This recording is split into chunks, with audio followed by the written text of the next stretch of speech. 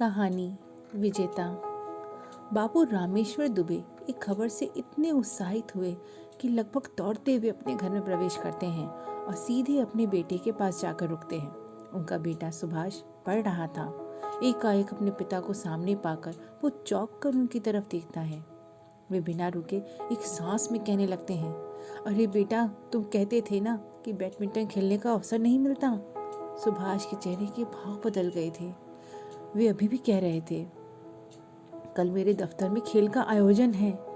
अब उत्साह सुभाष के चेहरे पे भी नाचने लगा था। उसके पिता ने कहना जारी रखा, जानते हो, सब साहब और बाबुओं के परिवार भी हिस्सा लेंगे और जीतने वाले को पुरस्कार भी मिलेगा।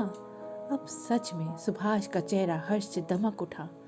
सुभाष अपनी पढ़ाई के साथ साथ बैडमिंटन के खेल के लिए भी उत्साहित रहता था। पर सरकारी स्कूल में सिखाने वालों के साथ ही खेल के मौके भी नदारत ही रहते। पर खेल का शौकीन सुभाष अपने आप ही बैडमिंटन की प्रैक्टिस करता और इंटरनेट की सहायता लेता और खुद को एकलव्य जैसा सहने से बचा लेता। अपने दुगने उत्साह से वो आगे उस दिन पहुंचा जहां खेल होना था। पर अफसरों के बच्चों के भाव देख थोड़ा सहम गया। उसे अपने पिता कहीं नजर नहीं आ रहे थे। फिर उसकी आंखों ने आखिर उन्हें ढूंढ लिया। वे किसी अफसर के पास खड़े पुरस्कार की टेबल लगा रहे थे। अब बैडमिंटन के खेल की घोषणा हुई। सुभाष धीमे मध्यम कदमों से चलता हुआ कोर्ट तक पहुंचा। आज उसे लग रहा था कि अगर नाम नहीं लिखाया होता तो चुपचाप निकल लेता वह यहाँ से, खेल के डर से नहीं बल्कि उस वक्त के माहौल को देखते हुए। उसके सामने एक बड़े अफसर का बेटा था और उसके हाथ में चमकता महंगा रैकेट।